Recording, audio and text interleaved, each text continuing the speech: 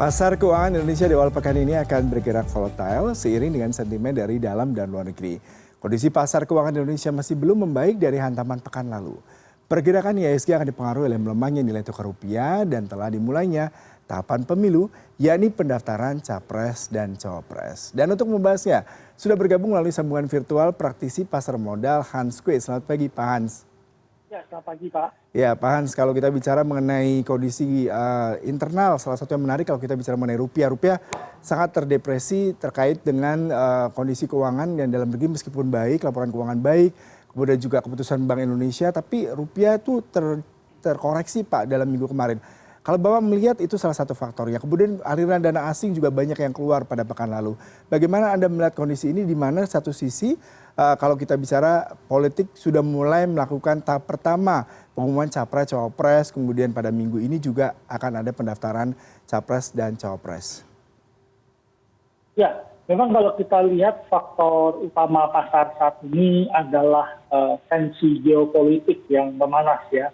Memang masalah di Israel, di jalur Gaza, ya ini menyebabkan orang sedikit khawatir bahwa konflik ini takutnya meluas dan menyebabkan tekanan pada inflasi ya, karena kalau konflik meluas, harga minyak akan mengalami gangguan pasokan yang berakibat kenaikan harga minyak sendiri gitu. Nah ini menyebabkan pasar global melihat bahwa bank sentral setiap negara-negara besar itu tidak akan cepat atau buru-buru melakukan penurunan tingkat suku bunga gitu.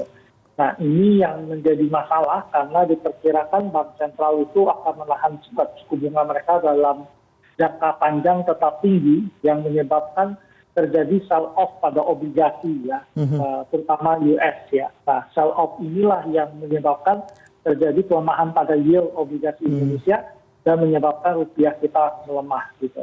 Selain itu memang kalau kita lihat beberapa data yang keluar gitu ya di Amerika menunjukkan ekonomi Amerika ini sangat kuat gitu.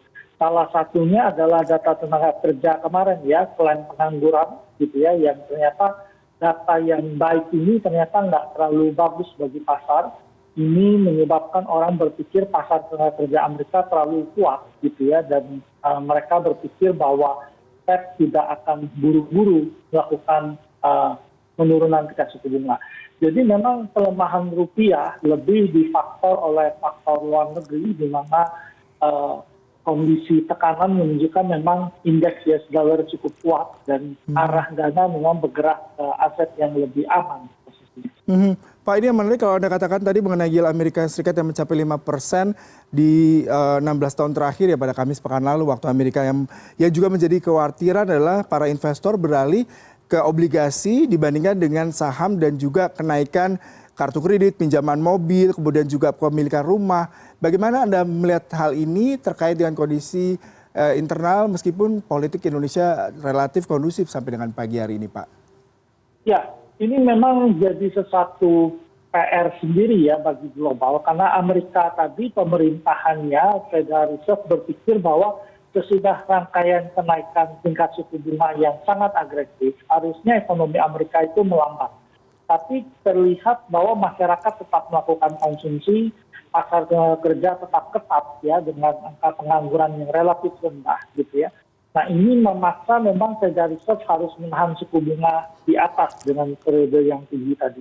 Nah akibat dari tidak terjadinya setdown pemerintah Amerika di kuartal 4, diperkirakan ekonomi Amerika tetap tumbuh kuat di kuartal 4, sehingga suku bunga yang tadinya diharapkan turun lebih agresif di tahun depan itu mungkin tidak terjadi. Nah ini yang menyebabkan terjadi sell off di obligasi Amerika dan Kamis kemarin menyentuh angka 5%. Tetapi sebenarnya pasar itu khawatir juga karena kalau kita lihat tingkat mortgage itu udah naik sampai 8% ya. Ini tertinggi sejak tahun 2000 gitu. Belum lagi bunga-bunga lain ya meningkat naik ke atas gitu. Nah tetapi kabar baik dari sell off obligasi Amerika ini adalah pernyataan dari Jerome Powell di akhir pekan lalu yang mengatakan sebenarnya Federal Reserve itu memang masih memerlukan kenaikan tingkat suku bunga untuk mengendalikan inflasi. Tetapi kenaikan yield obligasi Amerika sendiri ini memberikan tekanan yang ketat pada pasar keuangan gitu ya. Sehingga diharapkan dengan ini Federal Reserve tidak perlu lagi menaikkan suku bunga karena tekanan kenaikan bunga yang tinggi itu akan memperlambat pertumbuhan ekonomi Amerika sendiri gitu. Nah, tetapi tentu orang khawatir apakah nanti akan timbul krisis ya, karena apakah akan terjadi masalah properti, masalah konsumsi di Amerika akibat bunga yang terlalu tinggi ini. Pak, lalu ke komoditi tadi Anda katakan eskalasi politik, geopolitik kawasan Timur Tengah, Israel, Gaza ini juga berpengaruh terhadap harga minyak. Kalau saya bacakan harga minyak WTI ini terkoreksi 0,69% terkait dengan bagaimana kelompok Hamas membebaskan 2 sandera Amerika Serikat dari Gaza. Tetapi kalau dalam sepekan kemarin WTI ini menguat 1,21%, Pak. Bagaimana Anda melihat kondisi minyak yang sangat fluktuatif terkait dengan kondisi dalam negeri dan juga global, terutama kalau kita bicara mengenai emiten-emiten berbasis energi, Pak? Ya, memang ini jadi perhatian global saat ini bahwa sebenarnya perang yang terjadi di jalur Gaza ini secara umum tidak mengganggu masalah pasokan minyak gitu ya sampai sejauh ini gitu. Tetapi kalau perang itu meluas gitu ya, ini tentu akan menyebabkan masalah sendiri gitu. Karena kalau perang meluas ada 1/4 pasokan minyak yang dari area Timur Tengah itu kemungkinan akan terganggu. Ya, tahun 70-an ketika ada masalah harga minyak naik tinggi gitu ya. Jadi kalau perang meluas ini yang menjadi kekhawatiran pasar sendiri gitu. Nah, kalau kita perhatikan Amerika punya tujuan gitu ya untuk menurunkan harga minyak gitu ya, karena kalau kita lihat mereka sedang mengisi pasokan mereka yang kosong gitu. Jadi dia berusaha demand minyak lebih banyak di pasar, dia mau membeli minyak lebih banyak di pasar dan punya upaya-upaya tertentu untuk menurunkan harga minyak. Kita lihat Venezuela itu mau dibuka ya sanksinya ya dalam 6 bulan ke depan gitu ya. Kalau kita lihat itu akan diperlonggar oleh mereka gitu ya supaya mereka bisa mulai dapat pasokan dari Venezuela. Tetapi memang butuh waktu karena Venezuela harus ada investasi dulu baru bisa pasokannya masuk ke pasar. Tapi harapan sentimen tadi harapannya supaya harga minyak global itu bergerak turun dan Amerika ingin membeli minyak lebih banyak dari pasar gitu. Iran yang kelihatan ada terlibat, Amerika tidak berani memberikan sanksi gitu ya karena ada motif bahwa mereka membutuhkan pasokan minyak yang lebih banyak. Pak, ini kalau kita bicara ke dalam negeri, Pak, yang menarik adalah terkait dengan keputusan BI untuk menaikkan 25 basis poin ke 6% pada Kamis pekan lalu ternyata tidak mampu membuat rupiah bertahan. Padahal kalau kita lihat rupiah justru kemarin terkoreksi atau melemah 0,38% di 15.870. Tadi Anda sempat sedikit membahas mengenai rupiah di awal kita perbincangan pada pagi hari ini, Pak. Bagaimana Anda melihat kondisi rupiah, Pak?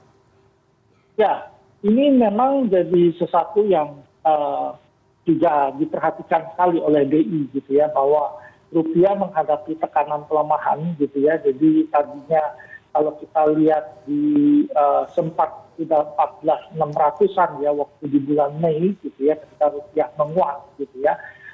Tetapi saat ini rupiah kembali melemah ya. Jadi secara year to date rupiah mengalami pelemahan. Tapi ini pure semua faktor global yang terjadi gitu ya. Jadi tekanan akibat kenaikan yield obligasi Amerika gitu ya, di mana kalau yield Amerika tinggi tentu orang akan bergerak ke Amerika ya, membeli surat berharga Amerika gitu dan cenderung melepas ekuitas yang lebih berisiko gitu. Jadi tekanan datang dari luar. Nah, kita pikir langkah BI ini cukup baik dan tepat gitu ya dilakukan. Yaitu memang kita tidak expect bahwa BI akan menaikkan suku bunga dan berpikir akan stay itu sampai akhir tahun. Tapi nampaknya tekanan rupiah ini yang menjadi patokan dari BI sendiri. Kalau kita lihat dari Reserve sendiri kelihatannya bulan pertemuan November ya, 30 Oktober akhir dan November awal itu akan stay suku bunga. Kemudian pada pertemuan Desember itu probabilitas stay suku bunga lebih tinggi gitu ya, mengingat statement dari Jerome Powell sendiri, kemudian yield Amerika yang cukup tinggi gitu ya, jadi dia akan stay suku bunga. Jadi pure saat ini kenaikan suku bunga kita lebih difaktor oleh upaya BI untuk menstabilkan nilai tukar rupiah kita yang tertekan dalam beberapa bulan terakhir ini. Ya, kalau kita bicara lagi dalam negeri terkait dengan politik ya Pak, pada pekan lalu sudah pendaftaran dan pekan ini juga akan kembali running isu politik yang sangat dominan. Kalau saya sedikit melakukan review nih Pak, berapa kali saya membaca, sepertinya tren selalu meningkat ya kalau kita bicara mengenai tahun politik karena pasar investasi dalam negeri itu selalu bergejolak positif. Kalau di 2014 misalnya kita bicara mengenai ISG naik 1,87%. Pada kampanye 2014, kemudian 2019, IHSG melejit 8,45%. Lalu bagaimana Bapak melihat kondisi ini bisa dijadikan momentum bagi pergerakan IHSG, Pak? Ya, biasanya tahun pemilu itu selalu positif bagi indeks kita ya. Jadi dalam dari kita lihat di tahun awal dari tahun 99 pun gitu ya, di 2014 gitu ya, setiap periode pemilu itu pasar menjelang pemilu pasar positif, sesudah pemilu pun rata-rata pasar selalu positif gitu. Jadi ada harapan baru yang masuk ke pasar sehingga orang berpikir positif di pasar gitu. Nah tahun ini memang kita lihat banyak event luar juga yang mempengaruhi pasar gitu ya, sehingga tidak pure faktor pemilu yang mempengaruhi pasar gitu. Tapi biasanya pemilu selalu meningkatkan konsumsi masyarakat satu tahun menjelang pemilu, kemudian sesudah pemilu dan ada pemimpin baru yang terpilih, ada ekspektasi baru, ada sektor-sektor yang dianggap lebih diuntungkan dengan pemimpin baru tadi. Dan biasanya ini juga mendorong indeks bergerak naik ke atas. Jadi secara umum pemilu itu selalu bagus bagi pasar, tetapi salah satu juga yang ditunggu pasar adalah apa yang dijanjikan oleh calon pasangan nanti sebagai presiden dan wakil presiden, terutama program-program ekonominya. Nanti itu yang akan dilihat oleh pasar, kira-kira program ekonomi seperti ini akan positif bagi sektor yang mana.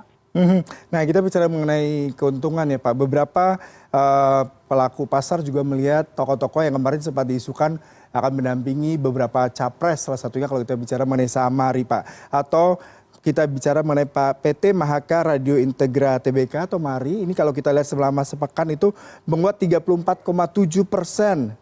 Secara year on year dia memang terkoreksi 3,13%. Berarti memang ada pengaruh signifikan ya Pak terhadap isu politik, pergerakannya, manuver-manuver terhadap beberapa emiten ataupun saham yang memang dimiliki oleh para politikus yang kemarin sempat digadang-gadang gitu ya Pak untuk ikut dalam konsultasi pemilu 2024. Bagaimana Anda melihat ini Pak?